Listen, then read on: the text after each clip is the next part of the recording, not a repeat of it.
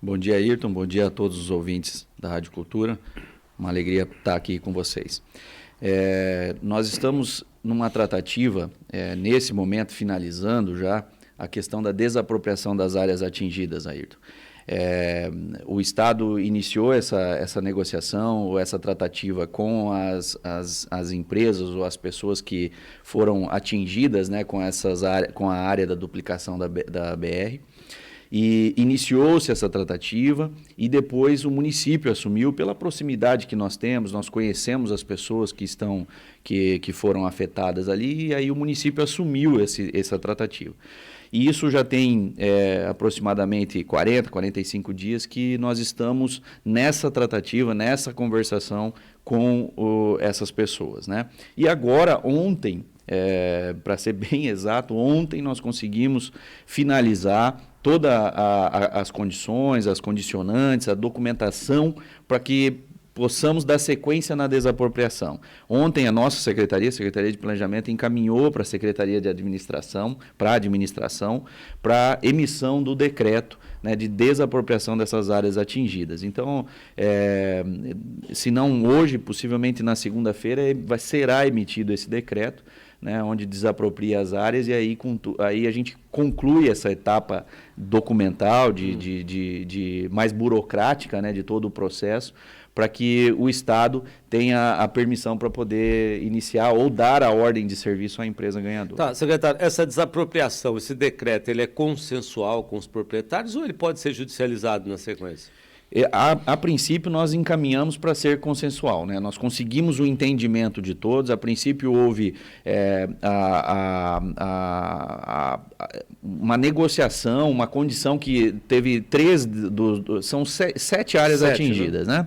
E 3 deles, de início, se recusaram ou queriam mais tempo para pensar, porque tem sócios envolvidos em cada área e depende de várias situações, vários fatores. E aí que travou de início. As outras 3, que são propriedade privada, eles já prontamente se colocaram a doação das áreas, né, que foi esse o pedido que o Estado fez a essas pessoas, né, o Estado pediu a doação e não a efetivação paga, né, desapropriação paga onerosa, exatamente. Então, 3 deles prontamente doaram as áreas e os outros 3 pediram mais tempo ou algumas condicionantes para que pudessem pensar e tal. E aí foram essas tratativas que a gente veio fazendo com esses 3, principalmente com esses 3 empresas ou essas 3 pessoas, para que a gente pudesse efetivar, e conseguimos consensualmente, né, o entendimento deles da doação das áreas para a implantação da BR. O secretário Furiati esteve aqui na Cultura e ele disse que havia, anteriormente havia um acordo no sentido da doação das áreas. Depois, esses proprietários, ou alguns deles, teriam recuado. Foi isso que aconteceu, então? Não, é que, inicialmente, quando iniciou-se a tratativa, Ayrton, não eram os mesmos. A maioria eram esses que hoje estão.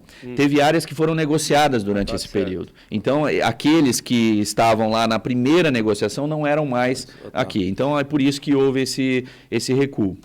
Qual que é o tempo aí, administrativamente, para que esse decreto surta efeito e a ordem de serviço possa ser efetivamente autorizada? Então, da parte do município, como eu comentei, possivelmente, se não hoje, possivelmente na segunda ou início da semana que vem, deve sair esse decreto, né? E aí é enviado ao governo do Estado, e aí fica nas mãos do governo do Estado dar a ordem de serviço para a empresa, né?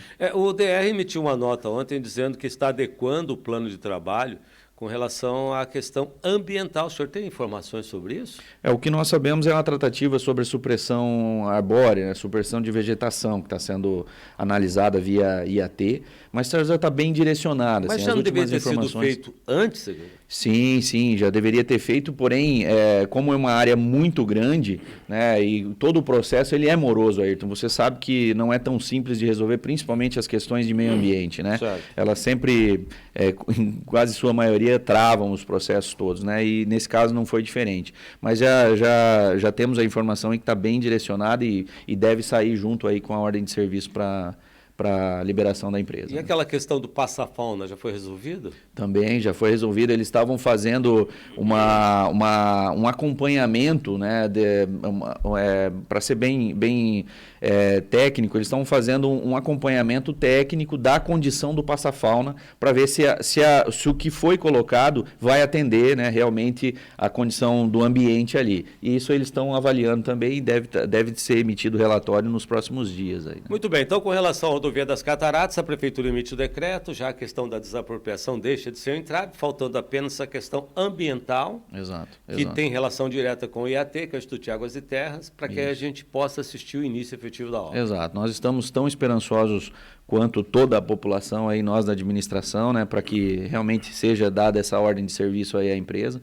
e a gente já comece a ver aí movimentações aí de obras. Né? Secretário, a Prefeitura já tem um estudo de rotas alternativas, de melhoria dos acessos complementares, como Itaboraí e tantas outras, ali a Francisco Fogaça, a Maria Bubiac, para evitar o transtorno maior durante a obra? Sim, o DR ele já fez uma análise e agora vai submeter ao município. Nós vamos iniciar essa tratativa aí com o Estado, para que a gente consiga entender o que eles planejaram, né, e para ver se isso vai estar a contento para o município. Então, mas nós vamos não é iniciar a construtora essa que define? É a construtora junto com o DR, né? Sempre a tratativa, o intermediário com o município é o DR, né? Então a gente sempre reportamos aí ao DR qualquer condição, né?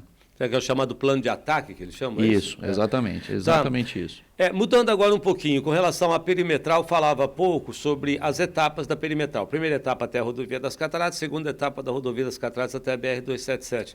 Isso. Nessa segunda etapa, que está prevista para o final de 2023, a gente não vai encontrar nenhum entrave como esse que nós encontramos agora, né? Esperamos que não, Ayrton. Né? Como assim esperamos que não? A princípio, não há nada que vai gerar qualquer desconforto aí, ou qualquer prejuízo, né? Tá tudo planejado para que isso realmente aconteça, então nós não esperamos que tenha nenhuma surpresa no caminho, né? Mas a princípio está tudo direcionado para que isso aconteça. Eu falava aqui outro dia com o prefeito, secretário, a respeito da questão das fases da ponte da integração. Primeira fase, segunda fase, terceira fase e quarta fase. E a ideia da Receita Federal é pular 2 fases, já sair da primeira para a última, se for possível, em razão da celeridade, né? Uhum. Primeira fase seriam caminhões em lastre, Isso. sentido Brasil-Paraguai. Isso. Na segunda fase, os caminhões em lastre, sentido Paraguai-Brasil. Terceira fase, cargas, e quarta fase, uso geral. Isso. Eles querem pular da primeira para a última, se for possível. Mas essa primeira fase, como é que o município está se preparando para ela? Até porque esses caminhões eles teriam dois caminhos, né, para chegar até a ponte. Sim. Ou a Paraná ou a JK, né? Sim. Como é que estamos nos preparando? Então, essa é uma tratativa que o prefeito, é uma condição que o município vai determinar, né? Até porque ele que determina. Exato, o nosso trânsito aqui, né? Então, a princípio, nós entendemos que é um prejuízo muito grande, né? Se a gente libera o tráfego todo para dentro da cidade aqui, é uma coisa muito complicada. Então, nós estamos aí em tratativa com a Receita, né? E vamos, juntamente com eles, definir esse fluxo aí, né? Ou esse tráfego aí, né? Então, assim, não tem nada definido, mas há direcionamentos aí, né? Para que a gente chegue em entendimento aí junto com a Receita, né? E falta pouco tempo, né?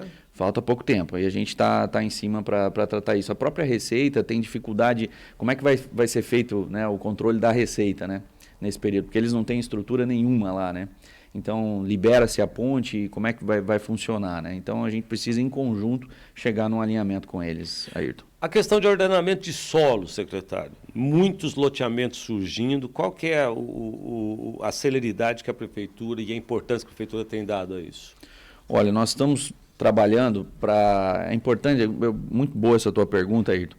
Eu tenho trabalhado para que, cada vez mais, a Secretaria ela atue estrategicamente do que operacional. Hoje, desde que eu entrei há 1 ano e pouco, eu tenho visto que a Secretaria de Planejamento ela é estritamente operacional, muito pouco estratégica. Então, nós estamos direcionando, né, mudando o foco da Secretaria para que ela haja cada vez mais estrategicamente com técnicos, né? A ideia é, no futuro, a gente conseguir, no futuro muito próximo, implantar o Instituto de Planejamento e Pesquisa do município, onde a gente consegue estabelecer um corpo técnico que fique exclusivamente pensando a cidade urbanisticamente. Isso é muito importante.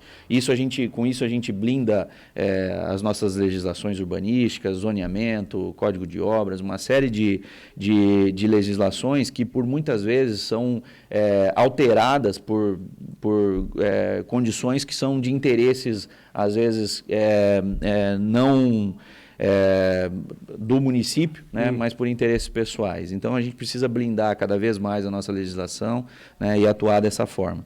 E o ordenamento do município vem através de uma revisão que nós estamos iniciando um processo agora de contratação de uma consultoria para revisão do plano diretor. Nossa cidade, com essas obras, grandes obras que estão vindo para cá, ela atrai também grandes investimentos e a gente precisa estar preparado para receber esses grandes investimentos. Hoje, o nosso plano diretor, eu entendo que a condição que está se colocando para a cidade, ele precisa passar por uma revisão. Passou, né? Da hora, aliás. Né? Passou da hora. Então, por exemplo, a própria a 469, né, com a duplicação dela, com certeza virão novos investimentos, grandes investimentos para essa rodovia ou para essa via.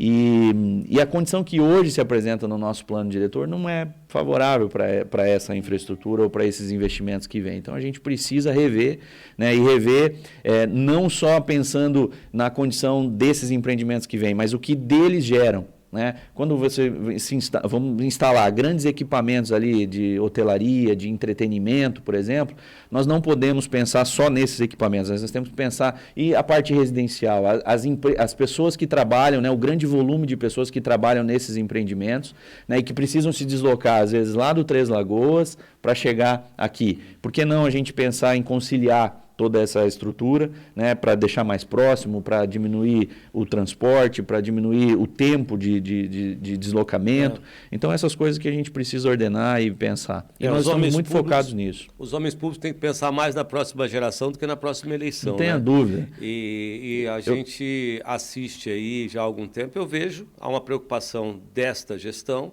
com relação a projetos de curto, médio e longo prazo. Exato. O que nós precisamos agora é consolidar isso. Eu estive...